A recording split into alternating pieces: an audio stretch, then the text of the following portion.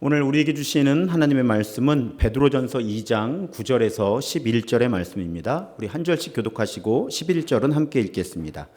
그러나 너희는 택하신 족속이요 왕 같은 제사장들이요 거룩한 나라요 그의 소유가 된 백성이니 이는 너희를 어두운 데서 불러내어 그의 기이한 빛에 들어가게 하신 이의 아름다운 덕을 선포하게 하려 하심이라.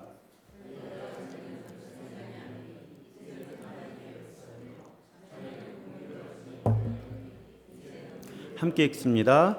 사랑하는 자들아 거류민과 나그네 같은 너희를 권하노니 영혼을 거슬러 싸우는 육체의 정욕을 제어하라. 아멘. 제가 미국에 거주할 때 이렇게 공항에서 제일 기분 나쁜 지점이 있습니다. 그게 뭐냐면 이렇게 입국을 할 때 들어가는 줄이 이렇게 갈라지는 거예요. 근데 그 편말에 보면 거주 외국인이라고 레지던트 에일리언이라고 하는 그런 라인이 있습니다.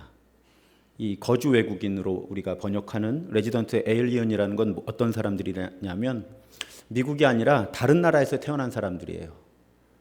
그러니까 미국 시민이 아닌 거죠. 그런데 지금 합법적으로 미국에 거주하고 있는 사람들을 말해요.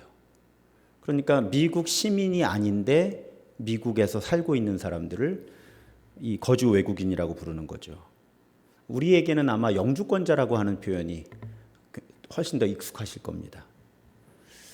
그런데 미국의 타임지가 선정한 미국의 최고의 신학자 가운데 한 사람인 스탠리 하워워스라는 사람하고 또 미국 최고의 설교자 중 한 사람이라고 일컬어지는 윌리엄 윌리몬이라는 분이 같이 교회의 본질과 사명에 대한 책을 공저를 했는데 그 책 제목이 바로 이 레지던트 에일리언이에요.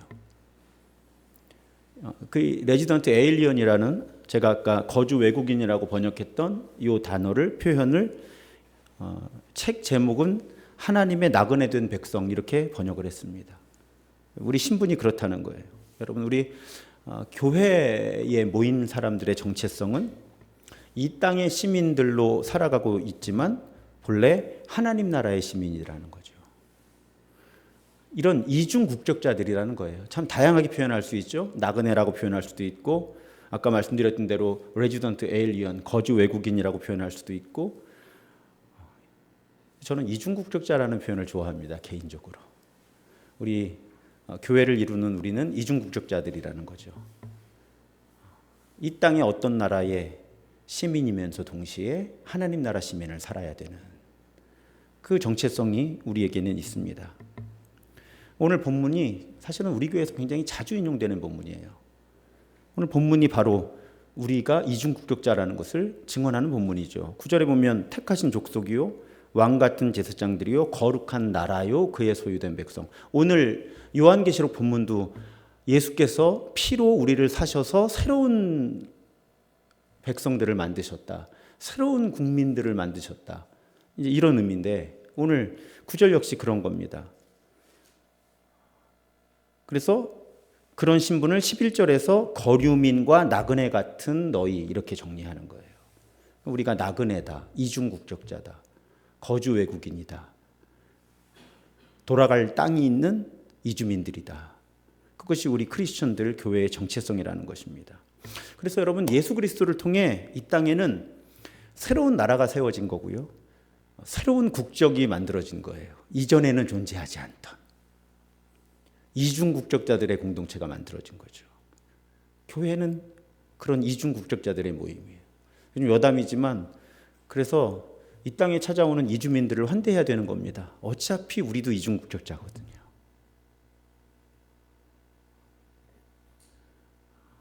예수께서 이 땅에 계실 때 제자들에게 이미 그런 우리들의 정체성을 설명해 주셨어요. 대표적인 본문이 요한복음 17장 14절입니다. 내가 아버지의 말씀을 그들에게, 그들이 예수님의 제자들, 예수님을 따르는 사람들이에요. 그들에게 주었사오매 세상이 그들을 미워하였사오니 이는 내가 세상에 속하지 아니함 같이 그들도 세상에 속하지 아니함으로 인함이니이다. 그러니까 예수님께서 이 세상에 속하지 않으신 것처럼 예수님을 따르는 사람들도 세상에 속한 사람들이 아니라는 거죠. 이중국적자들이라는 거예요. 이 본문에서 영어로 in the world but not of the world, 이 세상에서 살아가고 있기는 하지만 이 세상에 속한 사람들이 아니다. 아주 다양한 표현들이 나옵니다. 우리는 이 세상에서 살아가고 있기는 한데 전적으로 이 세상에 속한 사람들로 살아갈 수는 없는 이중 국적자들, 이중 문화를 살 수밖에 없는 그런 사람들. 우리 교회는 그런 우리의 특성을 지난 가을부터 어떤 표현으로 설명해 왔냐면 하나님 나라의 콜로니다, 교회는. 그래서 이 땅의 나라에 하나님이 하나님의 나라를 세우시려고 콜로니를 만드신 것이 교회다. 그것이 우리의 정체성이다. 계속 제가 반복하는 게 아니고요. 올해 신약 성경을 우리가 꼼꼼히 읽다 보니까 신약 성경에 저도 이렇게 이 이야기가 많이 나오는 줄 몰랐어요. 근데 신약 성경을 올해 매일 기도회 때 꼼꼼히 읽고 주일에도 성서정과에서 신약 성경 서신서 본문을 하반기에 읽다 보니까 계속 이 메시지라는 거죠. 우리는 나그네다, 거주 외국인이다, 이중 국적자들이다. 계속 그 메시지가 올해 우리에게 다가옵니다. 성경이 이 주제를 다루는데 상당히 많은 분량과 노력을 기울이는 거예요. 사실은 우리는 뭔가 이 세상 주류 문화하고는 뭔가 어색함이 있어야 정상적인 그리스도인들인 거예요. 내가 그리스도인이라는 이유 하나만으로 뭔가 세상 문화와는 어색하거나 어울리기 어려운, 뭔가 불편한, 그것이 우리 크리스천과 교회의 정체성이라는 것이죠. 그런데 왜 교회가 그러면 그렇게 하나님 나라의 콜로니여야 하느냐? 당연히 우리의 구원을 위한 것입니다. 하지만 성경은 우리의 구원을 위한 것에서 한 걸음 더 나가게 하죠. 그게 본문 9절이에요. 이는 너희를 어두운 데서 불러내어 그의 기이한 빛에 들어가게 하신 이의 아름다운 덕을 선포하게 하려 하심이라. 무슨 뜻이에요? 교회가 하나님 나라 콜로니로서 이 땅에서 살아가면서도 이 땅의 문화와는 다른 문화를 추구할 때, 그리고 교회 바깥의 사람들이 보기에 교회가 추구하는 문화가 사실은 따지고 보면 자기들이 추구하는 문화보다 더 우월하다고 느낄 때 세상이 비로소 우리 하나님의 아름다움을 알아챌 수 있게 된다는 거죠. 그리고 하나님께 돌아올 수 있게 된다는 거예요. 그래서 교회가 하나님 나라 콜로니가 되어야 하는 이유는 물론 첫 번째로 우리의 구원을 위한 것입니다. 우리의 완전한 구원을 위한 거예요. 하지만 거기서 한 걸음 더 나아가서 교회가 정말 이중 국적자들이 되고 하나님 나라의 콜로니를 이루면 세상이 비로소 우리 하나님이 어떤 하나님이신지를 알아챌 수 있다. 그리고 그 하나님께로 돌아올 기회를 얻게 된다. 그것이 우리가 이중 국적자 하나님 나라 콜로니로 살아야 되는 이유입니다. 하나님께서 교회를 모으실 때 꿈꾸시는 일이 바로 그 일이에요. 우리끼리 모여서 아무리 우리끼리 행복해하고 즐거워해도 그것은 하나님께서 교회를 모으신 의도가 아니라는 것입니다. 누군가 하나님 나라의 콜로니를 의도적으로, 오늘 핵심어 중에 하나예요. 의도적으로 이 땅에 세워나갈 때, 성경에 기반한 공동체를 실제로 이뤄나갈 때 그런 공동체를 통해 이 땅에 하나님 나라의 문화가 확산되고 세상이 하나님을 알게 되고 하나님께 돌아오는 일이 일어난다. 이걸 정말로 믿었던 사람들이 있었고 지금도 있다. 그런 사람들이 정말 성경적으로 진정한 교회를 이루기 위해 지금도 몸부림치고 있다. 다만 우리 눈에 잘 드러나지 않을 뿐이다. 여러분, 이 땅에 복음의 능력이 드러나려면 누군가가 복음을 삶으로 살아야 되는 거예요. 이 땅에서 우리가 하나님의 나라를 말하려면 그 하나님 나라를 정말 삶으로 실천하는 공동체가 있어야 된다는 거예요. 그래서 이 세상에 제가 좋아하는 표현 중에 하나입니다. 또 오늘 거의 제가 좋아하는 단어들이 다 모여 있어요. 그래서 교회가 세상에 대안을 제시할 수 있어야 되는 거예요. 틀렸다고만 하지 말고, 타락했다고만 하지 말고, 이건 잘못된 거라고만 하지 말고, 이러다 지옥 간다고만 하지 말고, 그러면 어떻게 살아야 되는지를 교회가 보여줄 수 있어야 된다는 거예요. 대안을 제시할 수 있어야 된다는 거예요. 말은 누가 못하냐는 거예요. 비판은 누가 못하냐는 거죠. 하지만 하나님은 교회가 대안을 제시하기 원하신다는 거예요. 세상은 이렇게 움직이지만 교회가 어떻게 하는가를 보면 세상이 어떤 대안을 찾을 수 있는지를 알려줄 수 있는, 이걸 좀 있어 보이는 말로 복음의 해석학이라고 그러죠. 제가 자주 표현하는 거예요. 복음의 해석학. 다른 말로 바꾸면 가장 완전한 성경 번역은 개역개정이나 새번역이나 공동번역이나 메시지 성경이 아니라 우리가 우리의 삶으로 성경을 번역하는 것이다. 그것이 복음의 해석학이라는 단어의 의미입니다. 정말 우리 개개인이 세상에서 일상에서 흩어져 살아갈 때 우리 삶으로 복음을 해석할 수 있어야 되는 거고요. 또 모여 있을 때 우리 신도중앙교회라고 하는 이 공동체가 복음의 문화라는 게 어떤 건지를 보여줄 수 있어야 된다는 거예요. 그것이 하나님께서 교회를 모으신 궁극적인 목표라고 하는 것이죠. 그런 교회들이 이 세상의 타락한 문화에 대해서 대안을 제시하는 공동체가 된다는 것입니다. 그래서 여러분, 제가 이렇게 왕이신 예수 따르기 프로젝트, 줄여서 왕따반 하니까 얼마 전에 재미있는 일이 있었어요. 다른 교회에서 오신 어떤 분이 질문하셨어요. 왕따반이라 그래서 이 교회는 학교에서 왕따 당하는 애들도 잘 보살펴 주는구나, 그런 생각을 하셨다고. 그래서 이게 왕이신 예수 따르기 프로젝트의 준말이라고, 제가 이렇게 또 속회신방을 하거나 풍성한 삶의 첫걸음 양육을 하거나 할 때 자주 묻는 질문이에요. 어떤 이슈가 있어요. 예를 들면 제가 왕따반에서 그런 질문을 했을 때가 있어요. 그때가 이제 의대 입시 이런 문제에서 의대 광풍이 불 때예요. 여러분, 이 주제에 있어서 교회 안에 있는 사람들과 교회 밖에 있는 사람들이 같은가요? 다른가요? 제가 이거 자주 물어요. 그럴 때 좀 다르다는 말을 들었으면 좋겠는데 어쩌면 그렇게 0.1초도 안 기다리시고 똑같아요, 목사님. 그럼 여러분 이렇게 물어보죠. 부동산이라고 하는 이슈에 있어서 교회 안에 있는 사람들하고 교회 밖에 있는 사람들하고 같은가요? 다른가요? 묵비권을 행사하시는군요. 저는 이런 질문하는 걸 좋아합니다. 스스로에게도 그렇고 함께 하는 분들에게도. 왜? 그게 달라져야 교회예요. 그게 달라져야 우리가 이중국적자인 거예요. 거주 외국인인 거예요. 우리가 하나님 나라 콜로니인 거예요. 그게 똑같으면 사실은 교회가 아닌 거예요. 10,000명이 모여도 소용없어요. 그건 교회가 아닌 거예요. 왜?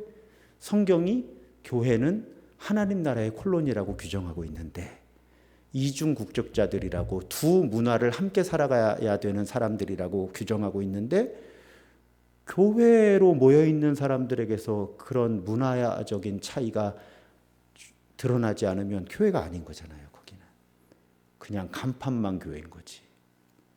그래서 저는 우리 교회가 끊임없이 스스로에게 또 교회에서 물어야 된다는 거예요. 어떤 주제가 등장을 하면 이 주제에 있어서 우리 교회는 다른가?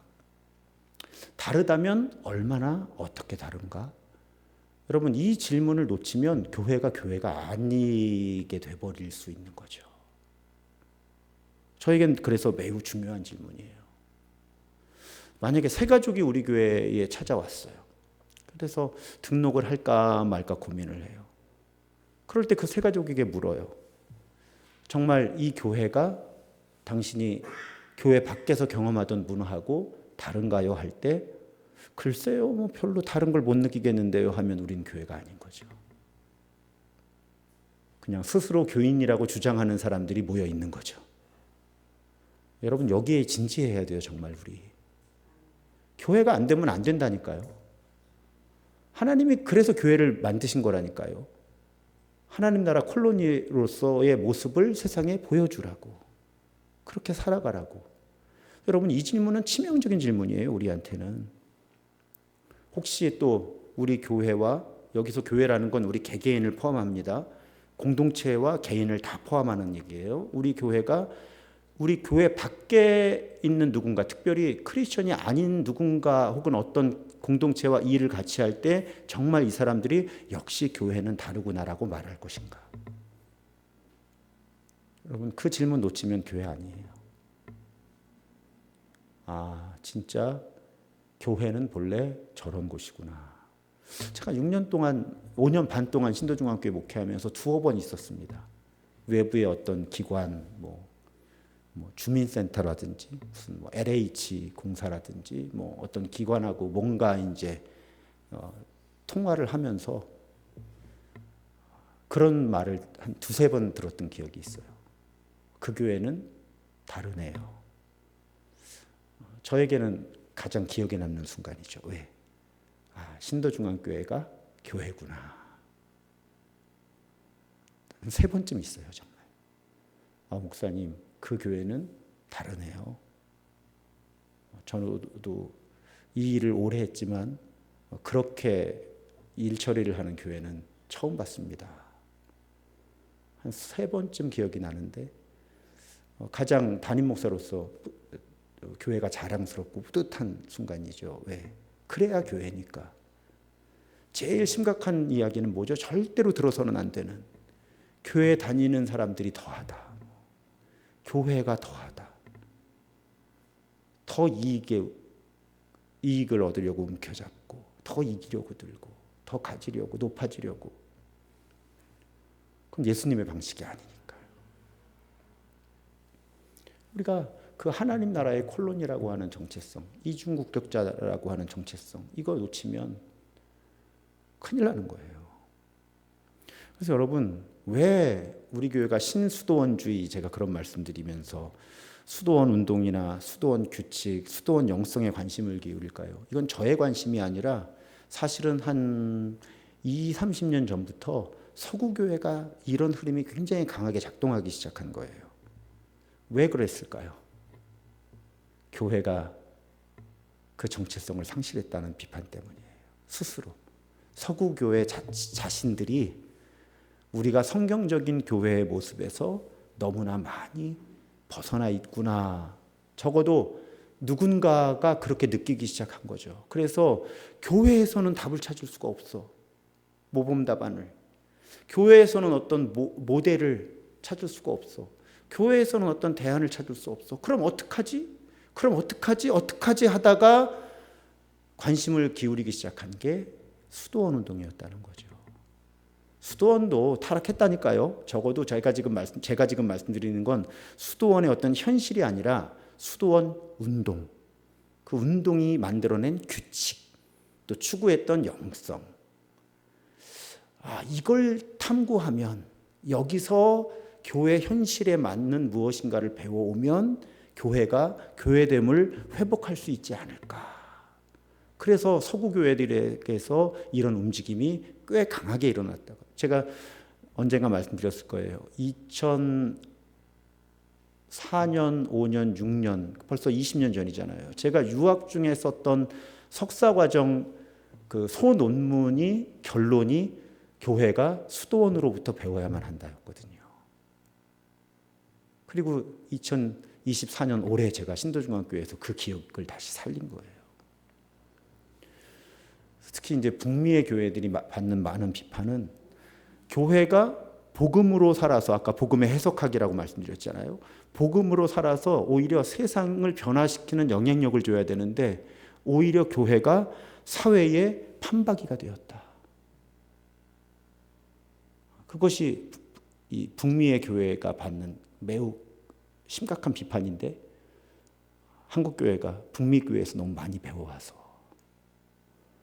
한국 교회도 사실은 매우 비슷한 비판을 지금 계속 받고 있는 상황인 거죠.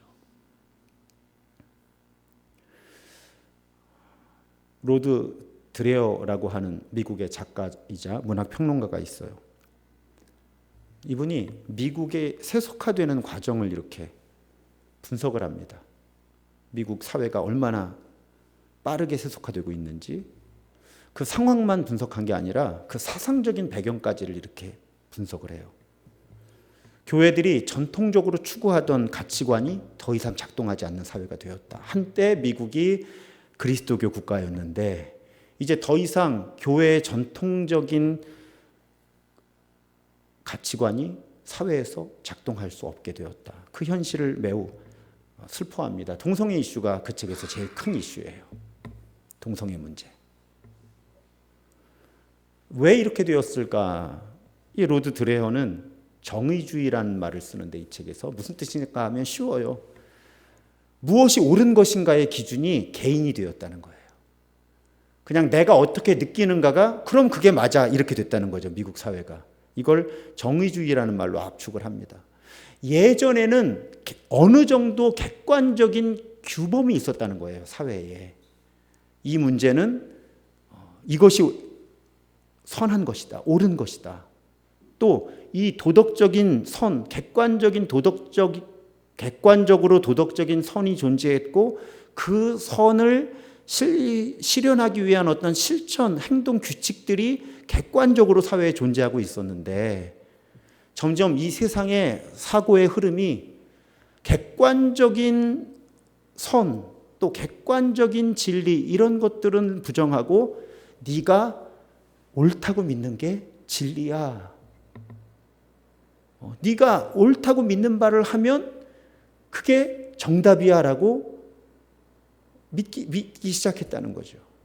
그 일이 미국 사회에서 꾸준히 일어나면서 교회라고 하는 또 성경이라고 하는 규칙은 무시되고 말았다. 이제 그렇게 주장을 해요. 그러고 보면 우리나라도 제가 꽤 기억에 남는 꽤 오래됐어요. 광고 멘트가 하나 있습니다. 네가 진짜로 원하는 게 뭐야? 굉장히 사회적으로 파장이 있는 멘트였어요. 네가 진짜로 원하는 게 뭐야? 그럼 그걸 해. 그게 옳은 거야. 이런 흐름으로 미국 사회가 움직여 나갔다. 특히 이제 말씀드렸던 대로 동성애 이슈에 대해서는 이건 뭐 객관적인 규칙을 정할 수 없는 이렇게 됐다는 거죠. 근데 이제 이 책에서 이 저자가 그 미국 사회가 그렇게 세속화되는 과정에 있어서 미국 교회의 대응을 비판을 해요. 아주 쉽게 말씀드리면 미국 교회들이 정치를 이용해서 기독교적인 가치를 실현할 수 있다고 믿었다는 거예요. 아주 쉽게 말씀드리면 민주당이 상대적으로 진보적이고 공화당이 상대적으로 보수면 공화당을 지지하면 세상이 그렇게 움직여 나가지 않을 것이다라고 믿었다는 거죠. 그래서 정치 권력하고 결탁을 해서 이 세상의 기독교적인 가치를 지켜내 보겠다고 한 것이 미국의 복음주의자들의 움직임이었는데 철저하게 실패했다. 오히려 정치에 이용만 당하고 말았다. 이 책은 그런 방향의 흐름으로 나아갑니다. 그러면서 대안을 제시하는 거예요. 대안이 중요하다고 말씀드렸잖아요. 그러면 앞으로 미국 사회는 이 책이 2017년에 나온 책이에요. 그렇게 오래된 책이 아니에요. 그러면 앞으로 미국 사회는 더 세속화되고 교회는 더 위축될 텐데 그러면 교회는 어떻게 해야 하는가? 이 책의 제목이 베네딕트 옵션이에요. 옵션이라는 게 대안이란 뜻이잖아요. 선택할 수 있는 거. 제가 이 책을 예전에 읽었는데 사실은 올 가을에 신수도원주의 하면서 전혀 기억을 못하다가 오늘 설교 준비하면서 생각한 거예요. 이 로드 드레허도 제가 올 가을에 인용했던 여러 철학자들과 신학자들의 흐름과 같이 하는 거죠. 교회가 사회의 주류가 돼서 힘을 가지고 돈을 가지고 세상을 바꾸려고 하면 처절하게 실패한다. 베네딕트 수도회의 영성과 규칙으로 돌아가야 된다, 교회가. 그래서 오히려 주류가 돼서 돈과 권력을 움켜쥐고 교회가 세상을 바꾸려고 하면 처절하게 타락하고 실패할 거니까 오히려 교회가 스스로 변방으로 나아가서 변두리로 나아가서 거기서 베네딕트 수도회가 추구했던 이런 영성과 규칙대로 사는 그런 공동체를 세워나가는 것이 교회의 대안이다. 그래서 베네딕트 옵션이라는 책 제목을 붙인 거예요. 저의 주장과 맥을 같이 하는 거죠. 그래서 여러분, 저는 이것이 대안이라고 믿습니다. 이것이 대안이라고 믿어요. 우리가 교회나 우리 그리스도인 개개인이 세상의 중심부에 들어가서 주류가 돼서 세상을 바꾸겠다고 하면 그 일이 잘 일어나질 않을 겁니다. 오히려 스스로 변방으로 물러나서 성경적인 덕, 미덕, 성경적인 가치를 확고히 추구하는 공동체들을 세워나가는 것이 대안일 거예요. 그런 교회들이 성경의 이미지로 하면 살아남은 그루터기가 되는 거죠. 잘 안 보이지만 그루터기에서 돋아나는 새싹 같은 교회들이 지금 이 땅에 필요한 거예요. 여러분, 슬픈 일인데요. 교회 역사를 쭉 이렇게 보면 주류 교회가 개혁을 스스로 한 적이 거의 없어요. 안 되는 거예요. 왜? 이미 너무 높아졌고 이미 너무 많이 가진 거예요.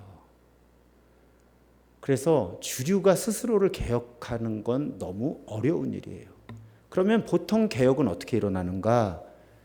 변두리에서 일어나는 거예요. 주변에서. 주변에 본래 이름 없던 사람들이 정말 성경적인 가치를 추구할 때 거기서 교회를 바꾸고 세상을 바꾸는 힘이 나왔던 거죠. 근데 여러분, 한국 교회가 계속 주류가 되려고 하기 때문에 세상을 바꾸기는커녕 오히려 타락하기 쉽게 스스로를 연약하게 만든 거죠. 부와 명예와 힘을 추구하면 스스로를 연약하게 만드는 거예요. 스스로를 타락하기 쉽게 만드는 거예요. 얼마나 우리가 돈과 명예와 권력에 초연할 수 있는가가 정말 하나님이 주시는 능력으로 진정한 변화를 추구할 수 있는가를 드러내 준다는 거죠. 그것이 성경적으로도 명백하고 교회 역사에도 명백해요. 우리가 자꾸 역사를 외면하고 있는 거죠. 그래서 여러분, 우리 교회는 주류가 되려고 하기보다는, 제가 언젠가 부탁드렸잖아요. 우리 목사님이 전 세계를 다니면서 복음을 전하는 쓰임받게 이런 기도 절대 하지 마시라고. 그냥 신도중앙교회 목회 똑바로 하게 해달라고만 기도해 주시면 돼요. 지금 하나님이 필요로 하는 목사는 전 세계를 다니면서 복음 전하는 목사가 아니에요. 자기 교회 신실하게 붙들고 목회하는 목사를 하나님이 필요로 하시는 거예요. 지금 하나님이 하나님의 일을 이루시기 위해서 대형교회가 필요하실까요? 저는 절대 그렇지 않다고 믿습니다. 대형교회가 필요 없다는 뜻은 아니에요. 오해하지 마세요. 너무 또 극단적으로. 그런데 하나님이 하나님의 역사를 이루시기 위해서 대형교회만 필요하신 게 아니에요. 아마 하나님이 대형교회 굉장히 지금 부담스러워하실 거예요.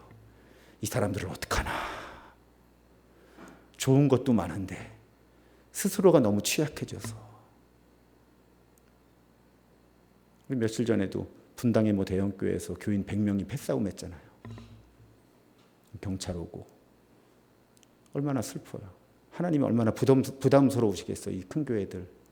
어떡하나. 정말 진정한 개혁은 신실하게 하나님 말씀대로 사는 공동체를 이루려는 사람들을 통해 이루어지는 거예요. 아주 작은 단위가 속회고요. 그 다음 단위가 교회가 되는 거죠. 그래서 우리가 그런 교회를 이루는 것이 우리 교회의 꿈인 거죠. 몇 명이 모이는가는 본질이 아니다. 재정이 몇 억인가도 본질이 아니다. 사역을 얼마나 많이 하는가도 본질이 아니다. 중요한 건 우리 교회의 문화다. 정말 우리 교회 문화가 우리 교회 밖과 얼마나 어떻게 다를 수 있느냐가 우리가 교회인가 아닌가, 진짜 교회인가 아닌가를 결정하는 기준이다. 적어도 제가 신도중앙교회 담임 목사로 있는 동안 이 기준은 바뀔 수 없을 겁니다. 제가 이 기준을 바꾸지 않기 위해서 얼마나 처절하게 기도하는데요. 저도 세속적인 사람이에요. 저도 교인 많은 게 좋아요. 재정이 많이 들어오면 좋죠, 저도. 그게 목사의 힘같이 여겨지는 문화인데 저도 끊임없이 저 자신을 쳐서 굴복시키려고 했습니다. 정말 중요한 건 우리 교회의 문화다. 복음의 문화. 복음의 문화. 그래서 우리 지난 오늘까지 8주죠. 8주간에 걸쳐서 우리 베네딕트 수도원의 규칙을 가지고 우리 교회가 추구하는 문화들을 한번 살펴본 거예요. 우리 마지막 시간이라 오늘 짤막하게 제목들만 한번 다시 볼게요. 처음에 경청이었습니다. 듣는 법을 배워야 된다는 거예요. 들으려면 어떻게 해야 된다고 말씀드렸습니까? 침묵 연습을 해야 된다고 말씀드렸어요. 침묵할수록 잘 듣게 된다는 거죠. 하나님의 말씀도 듣고 우리 주변 사람들, 공감적 경청이라는 단어를 그때 사용했습니다. 그냥 귀로만 듣는 게 아니라 마음으로 듣는. 그것이 우리 공동체, 우리 교회의 문화였으면 좋겠다. 두 번째, 가난이죠. 자발적으로 가난을 추구하고 소비를 줄이고 공유할 수 있는 것들을 많이 공유하자. 교회 안에서도 그렇고 이 사회가 그런 방향으로 움직여 나가도록 할 필요가 있다. 그 다음이 복종이었습니다. 여기서 복종은 목사에게 복종이 아니라 하나님의 뜻을 구체적으로 행하기 위한 복종. 그리고 이날 자세히 말씀드렸죠. 수도원에서의 복종도 맹목적인 복종이 아니었다. 한 번 대안을 제시할 수 있었고 지도자는 모든 공동체 구성원들을 책임질 수 있을 때 복종을 요구할 수 있었다.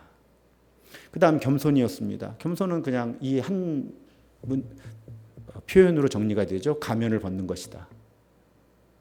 잘난 체를 하는 가면을 벗어야 되지만 반대로 지나치게 자신을 초라하게 여기는 가면도 벗을 필요가 있다. 그것이 진정한 겸손이다.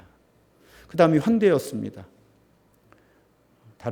나와 다른 사람을 환대할 수 있는 교회, 그 사람 안에도 예수님이 계시다라고 고백하면서 예수님을 영접하듯이 다른 사람들을 영접하는 교회. 하지만 공동체의 거룩함이 먼저 있고 공동체의 거룩함을 지켜내는 전제하에서 다른 사람을 환대하는 그런 공동체 문화에 대해서 그날 나누었습니다. 그 다음에 정주. 여기서부터 이제 기억나시죠? 정주. 어딘가에 이르려고 그 자리에 머무는 것. 한 공동체, 한 속회, 한 교회에 최선을 다해서 오래 부담스럽고 불편하고 지루해도 최선을 다해서 오랜 시간 책임을 지는 관계로 함께 공동체를 이룰수록 예수님을 닮은 모습으로 빚어질 가능성이 높아진다. 그것이 정주라고 하는. 그래서 우리가 서로의 영적인 성숙과 구원을 책임지는 의식을 가져야 된다. 그때 비유 중에 제가 잊혀지지 않는 게 그날 처음 사용한 비유였어요. 눈 한쪽만 크고 코 한쪽만 크고 이게 잘하는 게 아니잖아요. 팔도 한쪽만 길어지고 한쪽은 안 길어지고 뭐 교회 저런 사람도 있고 저런 사람도 있고 나만 영적으로 잘 되면 되지 하는 사람들이 그런 사람들이라는 거죠. 그건 기형을 만드는 사람들인 거죠. 결코 성경적인 교회가 아닌 거죠. 내가 영적으로 성장하기를 원한다면 어떻게 함께 성장할 수 있을까를 고민할 때 진정한 영적 공동체, 진짜 교회가 된다는 거죠. 마지막으로 지난주에 균형이었습니다. 그냥 한 가지만 기억하시면 되죠. 기도와 일. 기도와 일의 균형. 기도할 때 정말 하나님의 일을 할 수 있게 되고 이 일을 할 때 기도할 수 있게 된다. 여기서의 일은 교회 일이 아니라 온 세상에서 이루어지는 하나님의 일. 그래서 우리가 소속되어 있는 모든 공동체에서 책임감 있게 일하면서 기도하는 것에 관해서 또 기도가 우리 삶에 스며들게 하기 위해서 우리 식사 기도라도 진지하게 하자. 그런 말씀도 그날 나누었던 기억이 있습니다. 여러분 가끔 제가 외부에서 강의를 하잖아요. 질문 1번 제가 받는 질문 1번 압도적인 1위 목사님 한국교회가 회복될까요? 제가 압도적으로 많이 받는 질문이에요. 저는 우리 교회가 소망이라고 얘기를 합니다.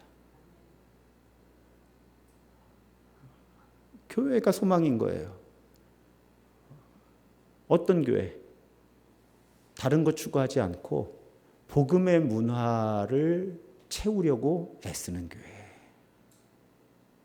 그런 교회들이 이 땅에 늘어나는 것이 한국교회의 소망이에요. 이건 통계로 잡히질 않습니다. 통계로 잡힐 수가 없어요. 하지만 누군가는 그 모호한 싸움을 해야 되는 거죠. 통계로는 절대 드러나지 않는 싸움. 교인이 몇 명이냐, 재정이 얼마냐, 뭐 이런 걸로 절대 표현될 수 없는 정말 그 교회가 복음의 문화가 지배하고 있느냐. 복음의 문화로 가득 차 있느냐. 저는 그런 문화를 교회 안에서 연습하고 실천하는 것이, 그렇게 교회가 교회다움을 회복하는 것이 이 땅 교회 회복의 소망인 줄로 믿습니다. 하나님의 소망이 그런 교회들에 있는 거예요. 사랑하는 여러분, 그래서 교회는 의도적인 공동체입니다. 하나님의 의도를 담아내는 공동체여야 된다는 뜻이에요. 하나님의 의도를 담아내는 공동체. 그래서 우리는 하나님 나라의 콜로니로서 복음을 삶으로 해석해내는 그 하나님의 의도를 이뤄나가는 교회를 세우기 위해 최선을 다해야 되는 거죠. 이중국적자들로서. 이중국적자답게. 우리가 진정으로 우리 주님을 섬기는 길은 정말 하나님 나라의 콜로니를 이뤄가는 거죠. 우리 그렇게 믿으면서 그 길에 더욱 헌신했으면 좋겠습니다. 또 특히 나라가 혼란스러운 이때에 제가 예전에는 자주 사용했던 비유인데 요즘에 몇 번 사용하지 않았던 것 같아요. 어둠에 대한 분석보다 더 중요한 것은 누군가 한 자루의 촛불을 켜는 것이다. 저에겐 굉장히 울림이 큰 말이었어요. 왜요? 제가 분석적이고 비판적인 사람이잖아요. 그래서 한국교회와 사회에 대해서 많이 비판했을 때 그때 어디선가 그래서 만나게 된 문장이에요. 깜깜해지면 어둠에 대해서 분석하고 토론하는 것보다 더 필요한 건 누군가 한 자루의 작은 촛불을 켜는 것이다. 저는 우리 교회가 지금 이 땅의 어두움 가운데 또 한국교회의 여러 어두움 가운데 그저 작은 한 자루의 촛불이 되었으면 좋겠습니다. 그거 안 보여요. 뭐 한 자루의 촛불이 저 멀리서 보이나? 근데 누가 보고 안 보고가 뭘 중요해. 우리가 그냥 한 자루의 촛불이 되는 것이 중요한 거죠. 이거 한 자루 촛불 된다는 거 광고하는 게 더 위험한 거예요. 자꾸 우리 또 그런 욕심이 있지. 우리가 다 어둠 속에 한 자루 촛불을 켜면 이것도 알리고 싶어요. 또 유명해지고 싶어서. 우리 그런 욕심, 그건 사탄의 유혹이니까 그런 사탄의 유혹에 저항하면서 정말 어둠 속에 하나님 손에 붙들린 한 자루의 작은 촛불로서 그런 하나님 나라 콜로니를 더욱 이뤄가는 우리 교회 되기를 주님의 이름으로 부탁드리고 축복합니다.